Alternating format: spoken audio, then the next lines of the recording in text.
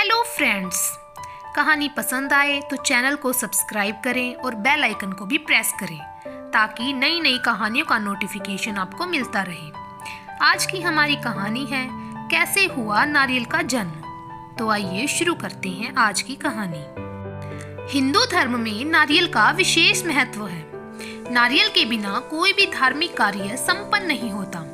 नारियल से जुड़ी एक पुरानी कथा भी प्रचलित है, जिसके अनुसार नारियल का इस धरती पर अवतरण ऋषि विश्वामित्र द्वारा किया गया था। आज हम आपको नारियल के जन्म से जुड़ी यही कहानी बता रहे हैं। यह कहानी प्राचीन काल के एक राजा सत्यव्रत से जुड़ी है। सत्यव्रत एक प्रतापी राजा थे जिनका ईश्वर में संपूर्ण विश्वास था। उनके पास सब कुछ था, लेकिन उनके मन की एक इच्छा थी जिसे वे किसी भी रूप में पूरा करना चाहते थे। वे चाहते थे कि वे किसी भी प्रकार से पृथ्वी लोक से स्वर्ग लोक जा सके। स्वर्ग लोक की सुंदरता उन्हें अपनी ओर आकर्षित करती थी, किंतु वहां कैसे जाना है यह सत्यव्रत नहीं जानते थे। एक बार ऋषि विश्वामित्र तपस्या करने के लिए अपने घर से काफी दूर निकल गए और लंबे समय से वापस नहीं आए। उनकी अनुपस्थिति में क्षेत्र में सूखा पड़ गया और उनका परिवार भूखा प्यासा भटक रहा था। तब राजा सत्यव्रत ने उनके परिवार की सहायता की और उनकी देखरेख की जिम्मेदारी ली। जब ऋषि विश्वामित्र वापस लौटे तो उन्हें परिवार वालों ने राजा की अच्छाई बताई।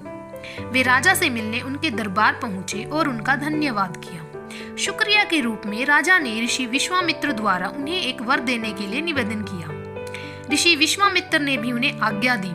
तब राजा बोले कि वो स्वर्ग लोक जाना चाहते हैं, तो क्या ऋषि विश्वामित्र अपनी शक्तियों का सहारा लेकर उनके लिए स्वर्ग जाने का मार्ग बना सकते हैं? अपने परिवार की सहायता का उपकार मानते हुए ऋषि विश्वामित्र ने जल्द ही एक ऐसा मार्ग तैयार किया जो सीधा स्वर्ग लोक को जाता था। राजा सत्यव्रत खुश हो गए और उस मार्ग पर चलते हुए स्वर्ग लोक के पास पहुंचे ही थे कि स्वर्ग लोक के देवता इंद्र ने उन्हें नीचे की ओर धकेल दिया। धरती पर गिरते ही राजा ऋषि विश्वामित्र के पास पहुंचे और रोते हुए सारी घटना का वर्णन करने लगे।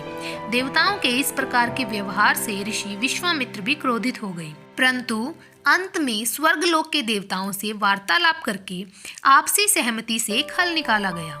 इसके मुताबिक राजा सत्यव्रत के लिए एक अलग से एक स्वर्गलोक का निर्माण करने का आदेश दिया गया। ये नया स्वर्गलोक पृथ्वी एवं असली स्वर्गलोक के मध्य में स्थित होगा, ताकि ना ही राजा को कोई परेशानी हो और ना ही देवी देवताओं को किसी कठिनाई का सामना करना पड़े। राजा सत्यव्रत भी सुझाव से बेहद प्रसन्न हुए, किंतु ना जाने ऋषि विश्वामित्र को एक चिंता ने घेरा हुआ था। उन्हें यह बात सता रही थी कि धरती और स्वर्गलोक के बीच होने के कारण कहीं हवा के जोर से यह नया स्वर्गलोक डगमगा न जाए। यदि ऐसा हुआ तो राजा फिर से धरती पर आ गिरेंगे। इसका हल निकालते हुए ऋषि विश्वामित्र ने नए स्वर्गलोक के ठीक नीचे एक खंबे का निर्माण किया, जिसने उसे सहारा दिया। माना जाता है कि यही खंबा समय आने पर एक पेड़ के मोटे तने के रूप में बदल गया और राजा सत्यव्रत का सिर एक फल बन गया। इसी पेड़ के तने को नारियल का पेड़ और राजा के सिर को नारियल कहा जाने लगा। इसीलिए आज के समय में भी नारियल का पेड़ काफी ऊंचाई पर लगता है। इस कथा के अनुसार सत्यव्रत को समय आने पर एक ऐसे व्यक्ति की उपाधि दी गई जो ना इधर का है और ना ही उधर का, यानी कि एक ऐसा इंसान जो दो धुरों के बीच में लटका हुआ है। समाप्त।